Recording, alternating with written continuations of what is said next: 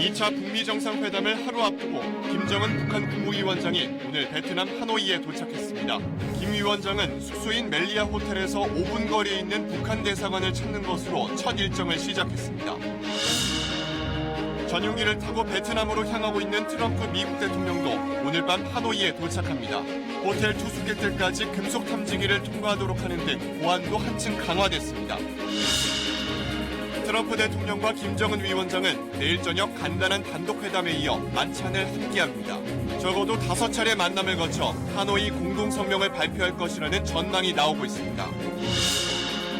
북한 최고 지도자로는 55년 만에 베트남 땅을 밟은 김정은 위원장에 대해 현지에서는 환영과 함께 회담에 대한 기대감도 커지고 있습니다. 전 세계 언론들의 취재 경쟁도 뜨겁습니다. 대기업이 보유한 토지 규모가 크게 늘고 있지만 부동산 가격을 시세보다 턱없이 낮게 공시하고 있다는 지적이 나왔습니다. 10대 기업이 공개한 토지 장독가액과 공시지가를 비교했더니 9배나 차이가 났습니다.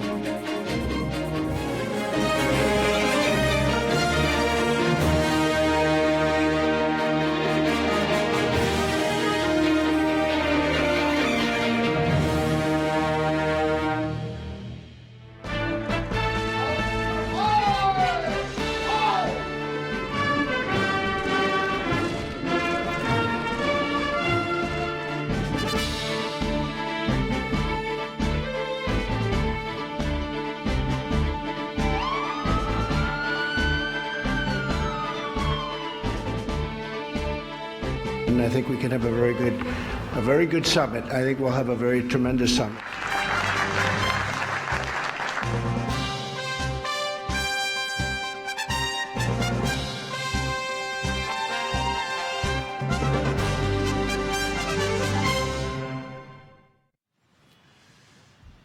네, 베트남 하노이입니다. 트럼프 미국 대통령이 잠시 뒤 이곳 하노이에 도착할 예정이고 김정은 국무위원장은 이미 도착했습니다. 두 정상은 내일 만찬을 시작으로 모레 단독회담, 확대회담 등 최소한 5번의 회동을 통해서 이번 하노이 선언에 어떤 내용을 담을지 단판을 지을 것으로 보입니다. 최대 관심사는 비핵화 조치의 수준이겠죠. 영변 핵시설 폐기가 어떻게 표현될지, 또 핵무기와 핵물질 폐기 약속이 담길지, 아울러 종전선언과 연락사무소 설치 등 미국의 상응 조치도 좀 더 구체적으로 거론되고 있습니다. 먼저 김정은 위원장이 묵고 있는 하노이 숙소에 KBS 취재진 연결하겠습니다. 위지한 기자, 김 위원장이 그곳 숙소에 도착한 게 현지 시간으로 오후 1시쯤이었습니다. 첫 행선지가 북한 대사관이었다는데 지금 다시 숙소로 돌아온 거죠? 네, 1시간 전에 김정은 위원장이 탄 전용 리무진이 이곳 멜리아 호텔에 돌아왔습니다. 북한 대사관에는 약 1시간 정도 머물렀는데요. 김 위원장은 현재는 숙소에 머무르고 있는데 다시 호텔 바깥으로 나갈지는 파악되지 않고 있습니다. 지금 베트남 현지 시각으로는 오후 7시입니다.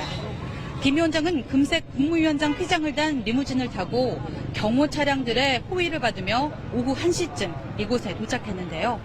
김 위원장은 이곳에서 6시간 동안 휴식을 취한 뒤 곧장 대사관으로 향했습니다. 주변 도로가 완전히 통제된 채 경찰 사이카와 수십 대의 경호 차량에 둘러싸인 채 이동을 했습니다. 미국과의 핵협상을 이끌고 있는 김영철 노동당 부위원장과 하노이에서 의전협상을 진행한 김창선 국무위원회 부장, 그리고 여동생인 김여정 노동당 제1부부장 등이 김 위원장을 수행했습니다. 첫 행보로 북한 대사관을 방문한 것은 대사관 직원들을 격려하는 동시에 보안을 유지하면서 북미 간 실무협상 경과 등을 보고받기 위한 것으로 분석됩니다. 북한 대사관 직원들은 김 위원장이 도착하자 열렬한 환영을 보내기도 했습니다. 네, 북미 회담 이외에 어느 장소를 가게 될지도 관심인데 지난해 1차 싱가포르 회담을 보면 하루 앞두고 깜짝 외출을 했었습니다. 싱가포르 시내를 돌아보고 식물원, 관광 명소도 갔었는데 이번에는 어디를 가게 될까요? 네, 조금 더 지켜봐야겠습니다만 이번엔 많은 곳을 둘러보진 않을 것으로 보입니다. 현지 고위 외교 소식통은 KBS 취재진에게 이렇게 밝혔습니다. 김 위원장이 회담 의제에 집중하기 위해 일정을 최소화할 것이라고 보인다. 이렇게 저희 취재진에게 밝혔습니다. 하이퐁에 위치한 현지 기업들을 방문할 것으로도 전해졌는데 언제가 될지 관심이 모아지고 있습니다. 현지 소식통은 김정은 위원장이 베트남 국부로 추앙받는 호찌민 전 주석의 묘소를 방문하는 일정도 회담 이후로 조율 중인 것으로 보인다고 전했습니다. 트럼프 대통령도 오늘 밤 도착하는데요. 첫 회동은 내일 만찬입니다. 김 위원장은 내일부터 이틀간의 일정으로 시작되는 회담 준비에 만전을 기하는 것으로 전해졌습니다. 지금까지 하노이에서 KBS 뉴스 유지양입니다. 네, 이곳 하노이에 오기 전 김정은 위원장이 열차를 타고 베트남 땅을 밟은 첫 도착지 동당역에서는 베트남 정부의 환영식이 열렸습니다. 북한 최고 지도자가 베트남을 방문한 것은 김일성 이후 55년 만입니다. 윤지영 기자가 전해드리겠습니다. 김정은 위원장이 탄 전용 열차가 베트남 동당역에 진입합니다. 평양을 출발한 지 65시간여 만입니다. 멈췄던 열차가 출입문을 레드카펫과 맞추기 위해 다시 움직인 것도 잠시. 객실문이 열리고 김여정 당 선전선동부 제1부 부장과 김창선 국무위원회 부장이 먼저 내려 주변 상황을 점검합니다. 닫혔던 객실문이 다시 열리고 잠시 뒤 인민복 차림의 김정은 위원장이 모습을 드러냅니다. 오랜 여정 속에서도 비교적 밝은 표정으로 열차에서 내린 김 위원장이 레드카펫을 밟고 역으로 들어섭니다. 군악대 연주 속에 베트남 고위공직자들과 인사를 나누며 노란 꽃다발도 받아들었습니다. 이 과정에서 열차에서 미처 내리지 못한 북측 통역관이 김 위원장과 베트남 관료의 대화를 통역하기 위해 급히 뛰어오는 장면도 포착됐습니다. 또 두 고위 인사의 대화를 방해하지 않기 위해 군악대 연주가 중단되기도 했습니다. 역 바깥에선 주민 100여 명이 나와 인공기와 베트남 국기를 흔들며 북측 최고 지도자의 방문을 환영했습니다. 군 의장대의 사열을 받으며 역을 나선 김 위원장은 전용 차량을 타고 하노이로 향했습니다. KBS 뉴스 윤지연입니다. 네, 베트남 첫 도착지까지 열차를 타고 온 김정은 위원장은 방금 보신 대로 이곳 하노이까지는 전용차로 이동했습니다. 이번에도 이른바 북한의 방탄 경호단의 뜀박질 경호를 받으면서 전용차로 옮겨 타서 곧장 하노이 숙소로 향했습니다. 서영민 기자가 취재했습니다. 기차역에서 내린 뒤 10분 남짓 짧은 환영식을 뒤로하고 김 위원장이 전용 차량에 올라탑니다. 이윽고 출발하는가 싶더니 차가 멈추고 전용차의 차창이 열리자 김 위원장이 손을 흔듭니다. 여유 있고 밝은 모습입니다.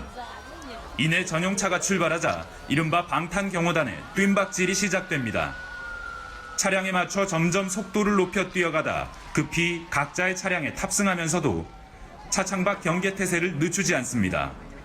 중무장은 장갑차를 비롯해 수십 대의 경호 차량에 에워싸여 하노이로 향하는 최단 경로를 달렸습니다. 하노이까지 거리는 170km.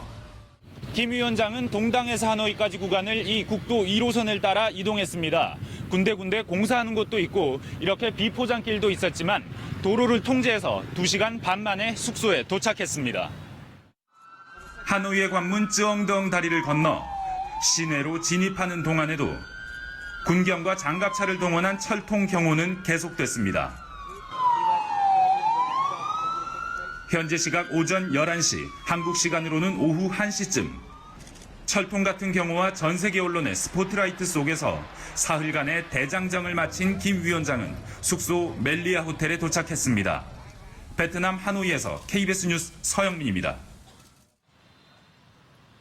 네, 지금 트럼프 미국 대통령은 전용기를 타고 이곳 하노이를 향하고 있습니다. 오늘 밤 늦게 하노이에 도착해서 곧 숙소로 향할 것으로 보이는데요. 트럼프 대통령의 숙소로 알려진 하노이 메리어트 호텔 앞에 취재기자가 나가 있습니다. 김영원 기자, 트럼프 대통령의 도착 시간이 공개됐죠? 몇 시 도착하나요? 네, 한국 시각으로 오늘 밤 11시 15분쯤에 도착한다고 백악관이 전했습니다. 트럼프 대통령은 베트남 노이바이 국제공항에 도착하면 일단 간단한 환영 행사를 마친 뒤 전용 차량을 이용해 이곳 메리어트로 향할 것으로 보입니다. 트럼프 대통령의 전용 차량은 30분쯤 전에 이곳에서 떠났고요. 캐딜락 원에 대해서 호위 차량들도 함께 공항으로 향했습니다. 현재 보안 강화구역으로 지정된 호텔 주변은 무장한 경찰과 군인들이 지키고 있는데요. 트럼프 대통령의 도착이 가까워올수록 삼엄한 분위기입니다. 다음 달 1일까지는 호텔을 출입하는 투숙객, 미 국무부 관계자들도 예외 없이 금속 탐지기를 통과해야만 호텔에 입장이 가능한 상황입니다. 네, 미국이 그곳을 트럼프 대통령의 숙소로 결정한 가장 큰 이유가 뭔가요? 아무래도 보안 때문인 것 같습니다. 지금 JW 메리어트 호텔은 하노이 도심에서 약간 떨어져 있는 신도심에 위치해 있습니다. 정상회담 주요 장소와는 다소 떨어져 있지만 그만큼 보안이 뛰어납니다. 트럼프 대통령은 5층 스위트룸에 묵을 것으로 알려졌는데요. 취재 결과 5층에서 왼쪽 방향, 가장 안쪽이 트럼프 대통령의 방으로 추정됩니다. 트럼프 대통령 도착 전부터 경호원이 방 앞에 대기하고 있었습니다. 현재는 5층뿐만 아니라 4층도 마찬가지로 숙소 앞에 경호 인력이 배치된 것으로 파악됐습니다. 지금까지 베트남 하노이에서 KBS 뉴스 김영은입니다. 네, 방금 보신 대로 11시 15분 트럼프 미국 대통령이 이곳 하노이에 도착할 예정인데요. 트럼프 대통령은 출발 전후로 북한을 향한 메시지를 계속 보냈습니다. 두 단어, 비핵화와 북한의 경제 발전입니다. 워싱턴 연결하겠습니다. 김은규 특파원, 지금 미국을 출발한 지 꽤 시간이 지났습니다. 김정은 위원장이 장시간 열차로 이동을 했고 트럼프 대통령도 이동 시간이 상당하네요. 상당한 시간입니다. 워싱턴에서 어제 오후에 떠났으니까 지금 약 18시간 45분째 비행 중입니다. 급유를 위한 중간 기착 시간 포함해서입니다. 예, 떠나기 전에 두 차례 이번 정상회담에 대한 언급을 했습니다. 핵심은 비핵화다 이런 언급인데 누구나 알 수 있는 말이지만 거듭 반복적으로 하고 있습니다. 계속 반복되고 있습니다. 미국을 떠나기 전에 조찬 모임에서 비핵화를 원한다고 말했고 트위터로도 완전한 비핵화를 원한다고 했습니다. 김 위원장이 현명한 판단을 할 것이다. 그렇지 않으면 달라지는 게 없다고 압박하기도 했습니다. 네, 언급하고 있는 비핵화의 반대편 축은 상응 조치를 통한 북한의 경제 발전 아닐까 싶은데 이 말도 역시 계속 거듭 빼놓지 않고 하고 있는 거죠. 그렇습니다. 완전한 비핵화를 전제하고 비핵화해야 북한이 빠르게 경제 강국이 될 수 있다. 속도에서도 대단한 기록을 세울 것이라고 했습니다. 비핵화를 강조할 때마다 트럼프 대통령이 언급하는 말입니다. 잠시 뒤 도착하는 트럼프 대통령은 비행기에서도 트윗 메시지를 보냈습니다. 김 위원장과의 회담을 고대한다고 했습니다. 네, 지금 폼페이오 국무장관은 이미 하노이에 도착했습니다. 트럼프 대통령이 비핵화에 주목했다면 폼페이오 장관은 지난해 합의한 이 싱가포르 합의사안 전체를 이야기를 하고 있습니다. 어떤 맥락일까요? 이번 하노이 정상회담은 지난해 싱가포르 회담에서 두 정상이 한 약속에 대해 진전을 이룰 중요한 기회가 될 것이다라고 폼페이오 장관이 말했습니다. 그러면서 관계 개선, 평화 정착, 그리고 완전한 비핵화를 순서대로 트윗에 언급했습니다.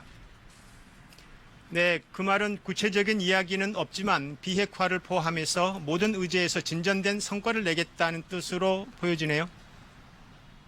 진전된 성과라는 데 방점이 찍히는 것 같습니다. 폼페이오 장관은 앞서서 이번 정상회담에서 완전한 비핵화를 한 번에 이룰 수 없다고 했습니다. 그러나 실질적인 진전은 있어야 한다고 했습니다. 미국 사람들 말로 뼈에 살을 붙여야 한다는 겁니다. 비핵화는 당연히 최우선 과제고 북미 관계 정상화, 한반도 평화 정착에서도 손에 줄 수 있는 합의 사안을 내려고 한다. 그런 취지로 보입니다. 네, 워싱턴 김은규 특파원이었습니다. 네, 결론은 모레 하노이 선언입니다. 북미 두 나라 협상의 결과는 모레 하노이 선언에서 그 모습을 드러내게 돼 있습니다.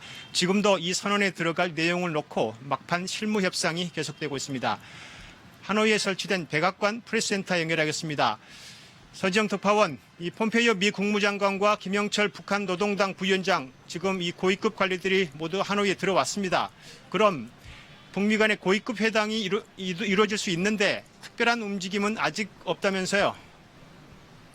네, 현재까지 상황을 종합해보면 고위급 회동은 없었던 것으로 파악됩니다. 양측 숙소단의 KBS 취재진이 모두 나가 있는데 오늘 특이할 만한 동선은 포착되지 않았습니다. 그동안 북미 간 실무 접촉이 닷새 동안 이뤄졌기 때문에 정리한 의제를 보고받고 협상 전략을 짜는 데 주력한 것으로 보입니다. 오늘은 별도의 브리핑도 없었습니다. 이런 점을 미뤄볼 때 양측이 이미 의제와 합의문 정리에 이견을 상당히 좁힌 것 아니냐는 조심스러운 추측이 나오고 있습니다.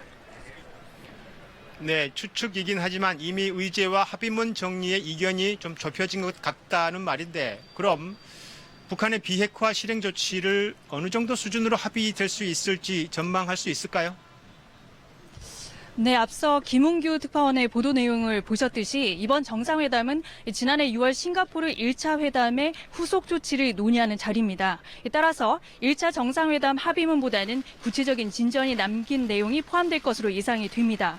미측이 구상하는 비핵화 실행 계획은 우선 핵미사일 실험의 동결, 그리고 포괄적 신고와 사찰입니다. 여기에 신고 대상으로 생화학 무기도 포함돼야 한다는 입장인데요.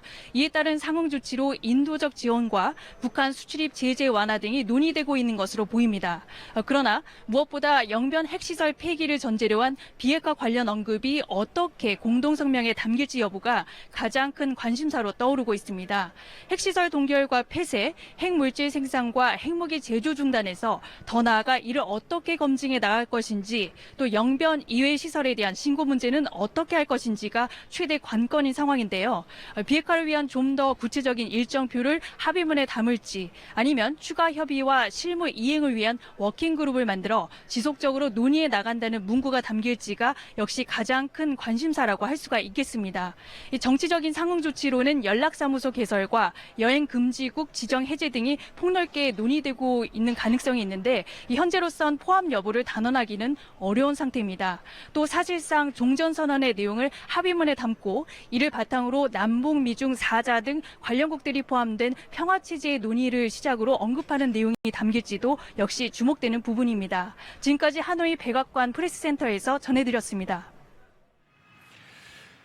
네, 지금 보신 대로 의제를 놓고 벌인 실무 협상에서 막힌 문제들이 조금 있습니다. 결국 이 문제들은 두 정상이 풀어야 합니다. 그래서 최소한 1박 2일 동안 5번 이상 두 정상이 만날 것으로 보입니다. 내일 처음으로 만찬장에서 만나서 모레는 단독회담, 확대회담, 그리고 하노이 공동선언을 발표할 예정입니다. 정창호 기자가 전해드립니다. 하노이 2차 북미 정상회담은 내일 저녁 두 정상 간의 1대1 만남으로 시작됩니다. 미 백악관 대변인은 트럼프 대통령이 내일 저녁 김정은 위원장과 간단한 단독회담 및 환담에 이어 친교 만찬을 갖는다고 밝혔습니다. 두 정상이 함께 저녁 식사를 하는 건 이번이 처음입니다. 만찬 장소로는 하노이 오페라 하우스가 유력합니다. 삼엄한 경호 속에 공연이 열릴 것이라는 말도 있어 두 정상이 문화 공연을 함께 관람할 수 있다는 관측도 나옵니다.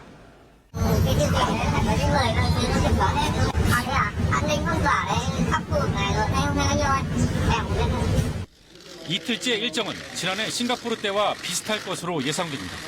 단독 정상회담에 이어 양측 대표단이 배석하는 확대 정상회담, 양측이 함께하는 오찬 이후 오후에는 하노이 공동성명 서명식이 진행될 것으로 보입니다.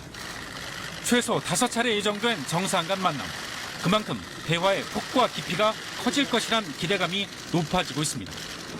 특히 이번에도 1차 때처럼 서명식 전에 두 정상이 산책을 함께하는 친교 이벤트 가능성이 제기됩니다. 여기에 지난해 트럼프 대통령이 단독으로 진행한 기자회견이 두 정상의 공동 기자회견으로 격상된다면 북미 정상이 함께하는 일정은 7차례 이상으로 늘어날 수 있습니다. 트럼프 대통령은 북미 회담 이후 곧바로 귀국하지만 공식 친선 방문 형식으로 방문한 김 위원장은 다음 달 2일까지 머물며 당대당 외교와 경제 시찰 등을 이어갈 것으로 보입니다. KBS 뉴스 정청호입니다.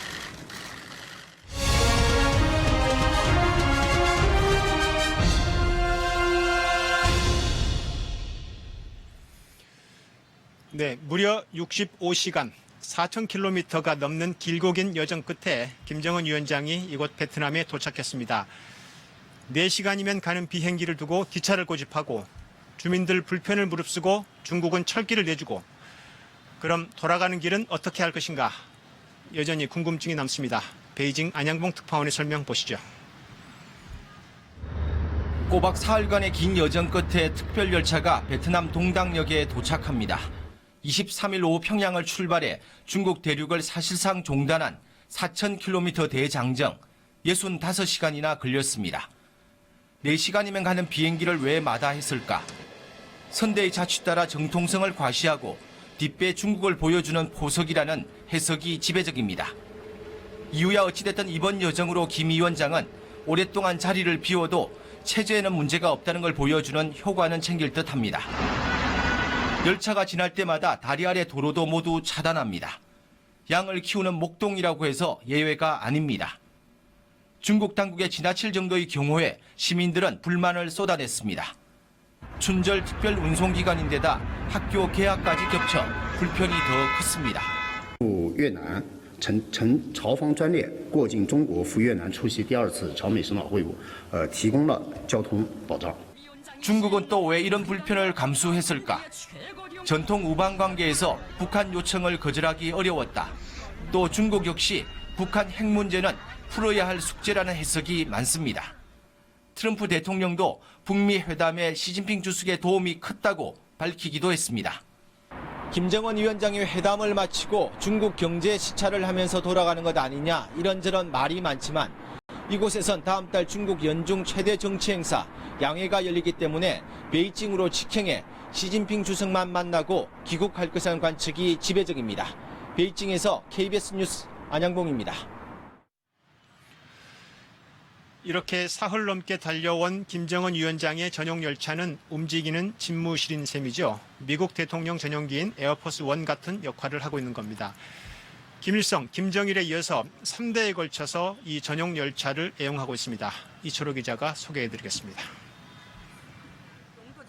평양을 떠나 베트남으로 향하는 김정은 위원장이 전용 열차에 올라 손을 흔듭니다. 김 위원장 뒤로 객차에 재원이 눈에 띕니다.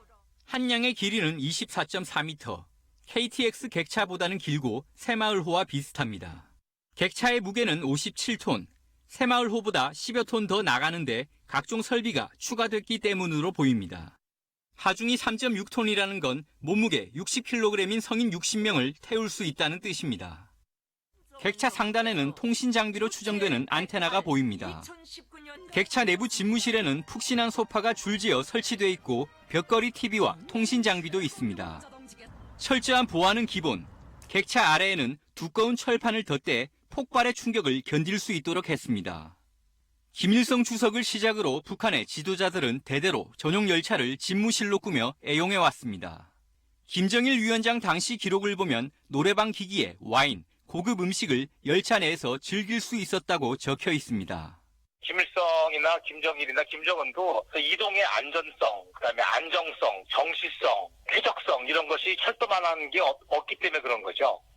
다만 전용 열차가 북한 국경을 넘어서면 신호체계 변경 등의 이유로 기관차를 교체해야 합니다. 이에 따라 이번에도 중국 땅에 들어서면서부터 중국의 둥펑 기관차가 전용 열차를 이끌었습니다. 다만 핑샹을 지날 때와 동당역에 도착할 때 기관차 색깔이 달라진 것을 감안할 때 도중에 기관차가 교체됐고 이 때문에 도착도 1시간 정도 늦어진 것으로 보입니다. KBS 뉴스 이철호입니다.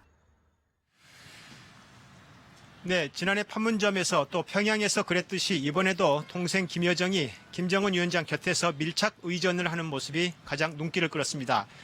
삼지연 관현악단장이죠. 현성월도 동행한 모습이 목격됐습니다. 박경호 기자의 보도입니다. 어둠이 짙게 깔린 승강장에 멈춰선 기차 주변으로 김정은 위원장의 모습이 보입니다.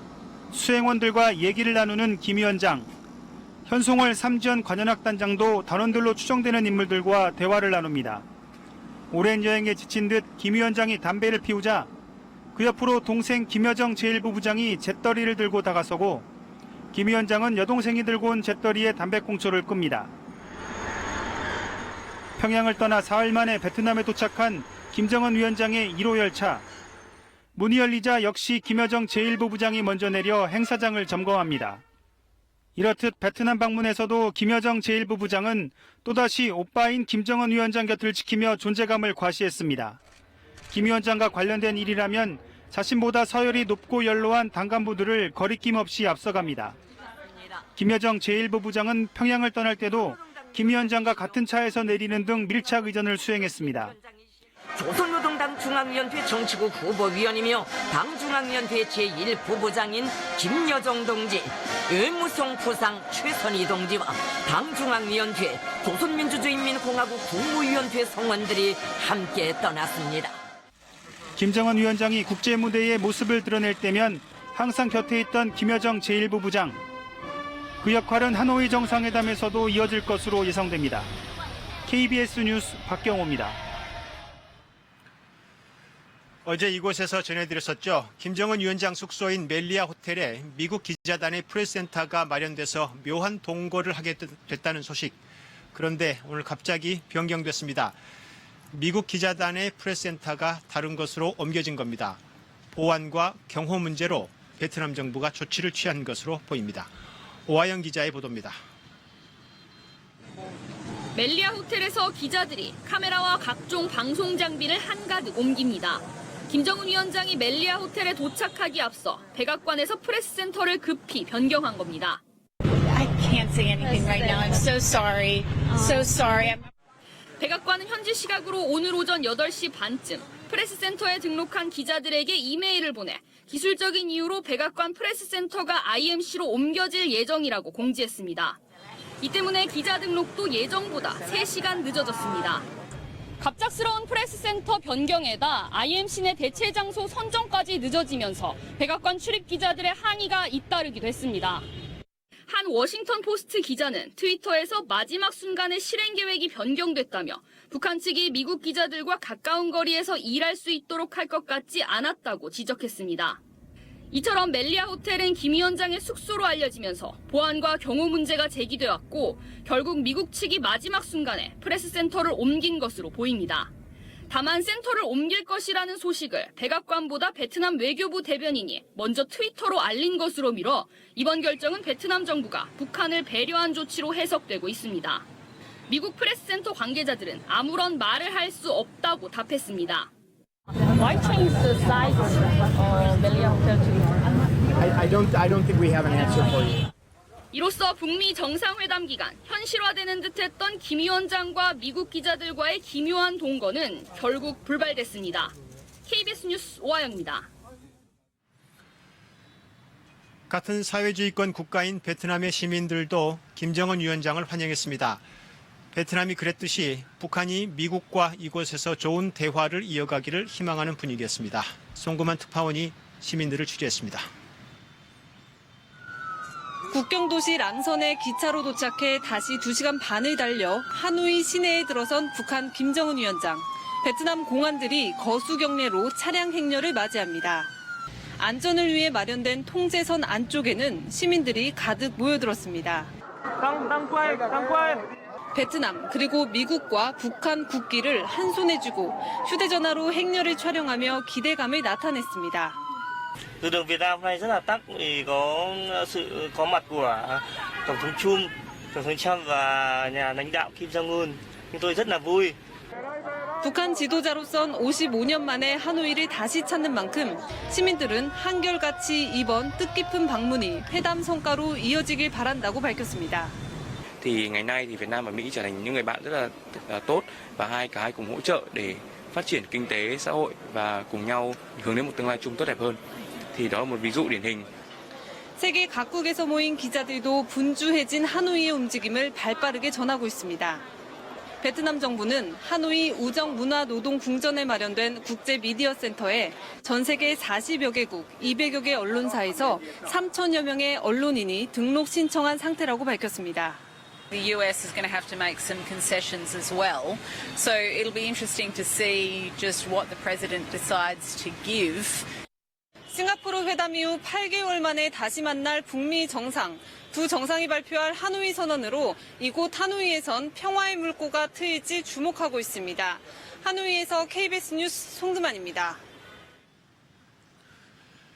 북미 간 담판을 하루 앞두고 문재인 대통령이 오늘 독립유공자 묘역을 참배하고 백범 김구 기념관에서 첫 국무회의를 열었습니다. 청와대는 모레 저녁 한미 정상이 전화 통화를 통해서 회담 결과를 공유하고 향후 미국 방문을 검토하겠다고 밝혔습니다. 유호윤 기자입니다.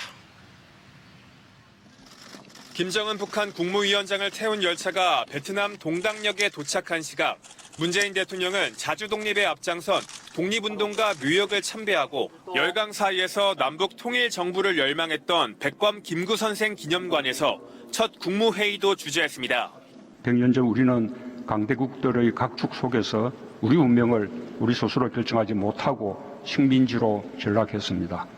2차 북미 회담 이후 대북 제재 해제를 전제로 남북 경협에 속도가 붙을 거란 전망이 나온 가운데 한반도 운명은 우리가 주도권을 갖고 풀어가겠다는 의지를 다진 행보로 풀이됩니다. 우리는 더 이상 역사의 변방이 아닙니다. 이 모두가 우리를 당당하게 세우고 새로운 미래 100년을 준비하는 일입니다. 청와대는 궁극적으론 남북이 자유롭게 왕래 투자하고 경제 협력할 수 있는 단계로 나아가야 한다는 게 문 대통령의 생각이라고 설명했습니다. 또 이번 회담에서 북미 두 지도자가 깊은 대화를 할 것으로 예상된다며 큰 진척을 이루기를 기대한다고도 밝혔습니다. 청와대는 회담이 마무리되는 모레 저녁 한미 정상이 전화통화로 이번 회담 결과를 공유하고 이를 바탕으로 문 대통령의 미국 워싱턴 방문 여부와 그 시기도 검토될 수 있다는 뜻도 밝혔습니다. 오늘 하루 하노이 현지 상황을 수시로 챙기며 조용한 중재에 집중한 문 대통령은 회담 직후 전면에 나서 본격적인 한반도 평화 행보를 이어갈 것으로 예상됩니다. KBS 뉴스 유호윤입니다. 김정은 위원장은 이곳 하노이까지 무려 4,000km 넘게 열차로 달려왔고 트럼프 대통령은 전용기를 타고 지구를 반바퀴 돌아 지금 오고 있습니다. 멀고도 불편한 길입니다. 북미 두 나라의 70년 적대 관계를 상징하는 듯합니다. 내일은 두 정상의 만찬 장면을 통해서 좀 더 가까워진 모습을 이 시간에 전해드리겠습니다. 하노이였습니다.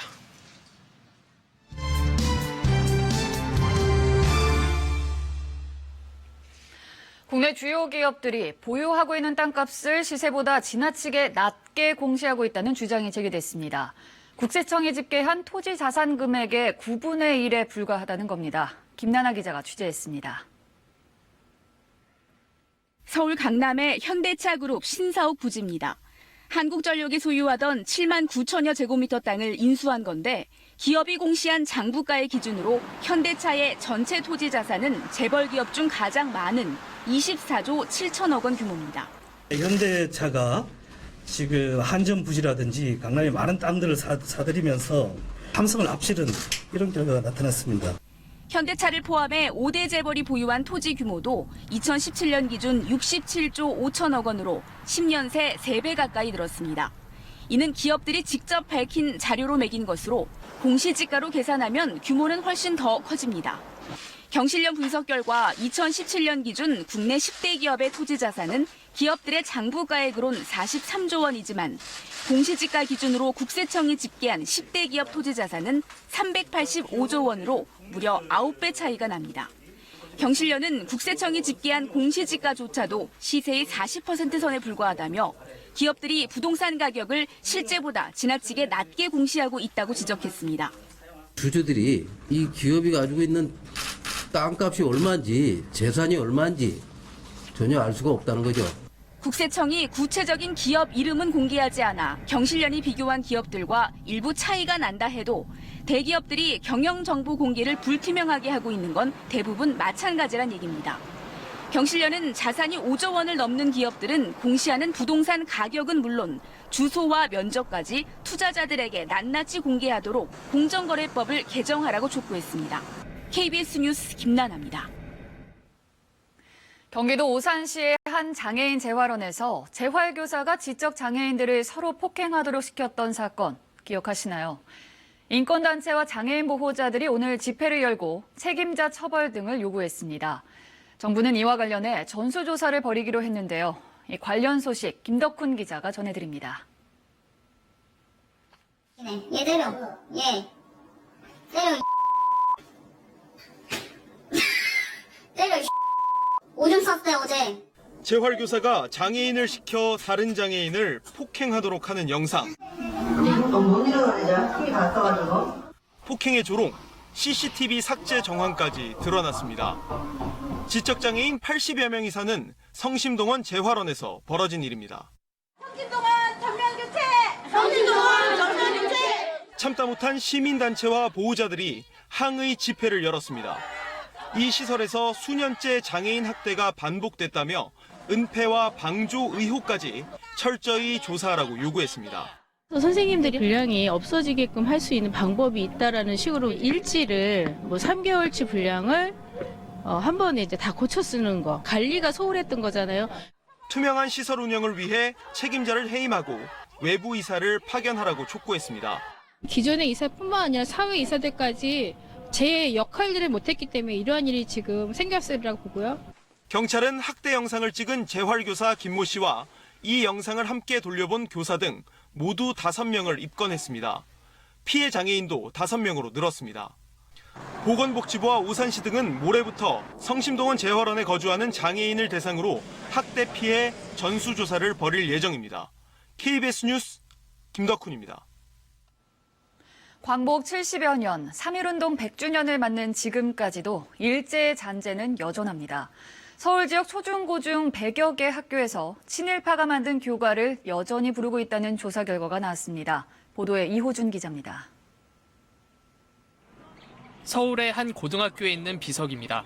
교가를 새겨놨습니다.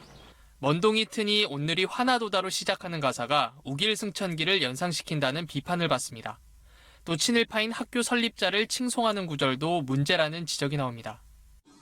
교과에 대해서 향수를 가지는 분들이 아직도 많이 있어요. 누가 일방으로 진행할 수 있는 사안이 아니니까, 그렇죠? 전국 교직원 노동조합이 서울 지역 초중고교의 교과를 조사해보니 110곳이 넘는 학교가 친일파가 작사 또는 작곡한 교과를 그대로 부르고 있었습니다. 한국인으로서 아픈 역사가 있잖아요. 그런 관점에서 본다면 이게 친일파 분께서 쓰신 거는 없어져야 된다고 생각합니다. 다른 지역 학교들도 비슷한 실정입니다. 시도교육청은 친일파가 만든 교가를 부르는 초중고가 서울을 비롯해 전국에 200곳 넘는 것으로 파악했습니다. 경술국치를 지지해 일제의 자귀를 받은 민영이나 일제의 징병을 지지한 김성수 등 친일파의 동상과 기념물도 서울 안에만 7개 학교에 남아 있습니다. 교훈, 교기, 교목, 기념비, 기념식수, 표지석 등 앞으로 더 살펴봐야 할 것이 한두 가지가 아니며 이를 위해 엄밀한 전수조사가 반드시 필요합니다. 일제에 맞서 3.1 만세 독립운동이 일어난 지 100년. 늦었지만 이제라도 교육 현장에 남은 일제의 잔재를 청산하자는 목소리가 높습니다. KBS 뉴스 이호준입니다. 전동 휠체어를 타고 차도를 역주행하던 모자가 택시와 부딪히며 어머니가 숨지고 아들이 다쳤습니다. 바닥이 고르지 못한 인도에선 전동 휠체어로 다니기 힘들어 차도로 내려올 수밖에 없었다고 합니다. 최희지 기자의 보도입니다. 어둠이 짙게 깔린 새벽. 전멸 신호등 앞에서 택시가 좌회전하던 순간 전동 휠체어와 부딪힙니다. 휠체어에는 몸이 불편한 44살 손모 씨와 손 씨의 어머니 67살 이모 씨가 타고 있었습니다. 아들 손 씨가 밤늦게 일을 마친 어머니를 휠체어에 태워 이 길을 지나 집으로 가던 중 사고를 당한 겁니다. 모자가 크게 다쳐 병원으로 옮겨졌지만 어머니는 치료를 받다 끝내 숨졌습니다. 어머니는 청각장애가 있는데도 불구하고 생계를 유지해왔고 손 씨는 지친 몸으로 오르막길을 걸어올 어머니가 걱정돼 마중을 간 것으로 알려졌습니다.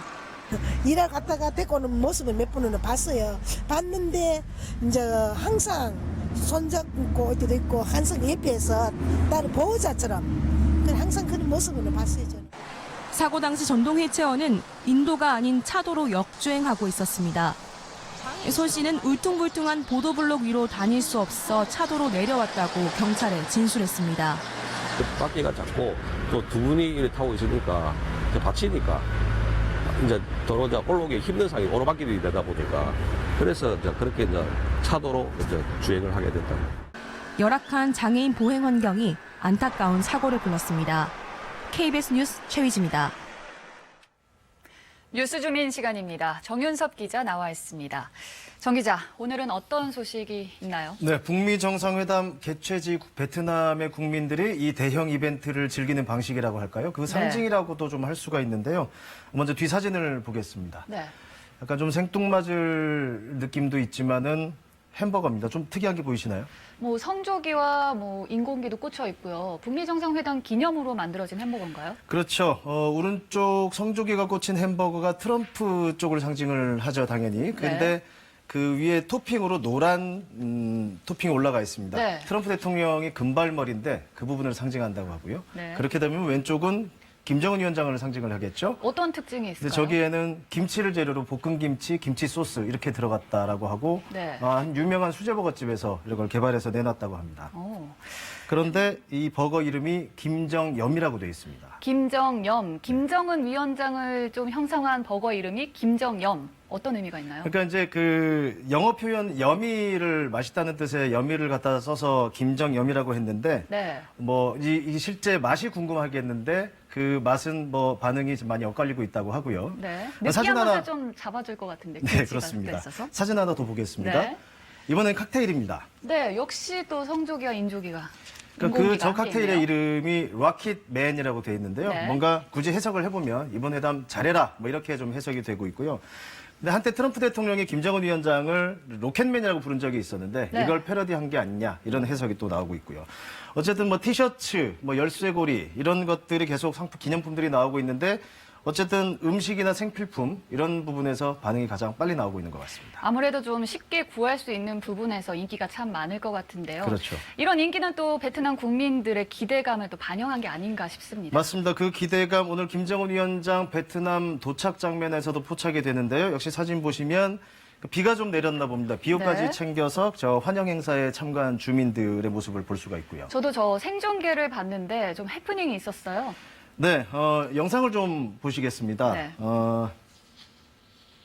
열차가 도착한 뒤에 문이 열리고 김여정 부부장, 김창선 부장이 나오는데 김창선 부장이 갑자기 저렇게 손을 흔들게 되죠. 저때 연주를 시작했던 의장대가 연주를 멈추게 되는 상황이었고요. 김정은 위원장이 나올 줄 알았나 보죠. 그렇습니다. 그렇게 좀 착각이 있었는지 좀 사인이 안 맞았던 걸로 보이고요. 네. 이번엔 좀 사진을 보여드리겠습니다. 역시 김정은 위원장의 뒷모습이 보이고 베트남 당국자가 손을 흔들고 있는데 네. 저 때도 뭔가 대화를 하는데 소리가 안 들리니까 의장대 연주를 역시 멈추게 된 상황입니다. 지금이 9시 40분 정도니까 이제 트럼프 대통령 1시간 정도 뒤면 도착할 예정이죠. 북미 정상회담 또 어떤 모습들을 보여줄지 기대감이 커지고 있습니다. 네. 오늘 소식 여기까지입니다. 네, 뉴스 주민 정윤섭 기자였습니다.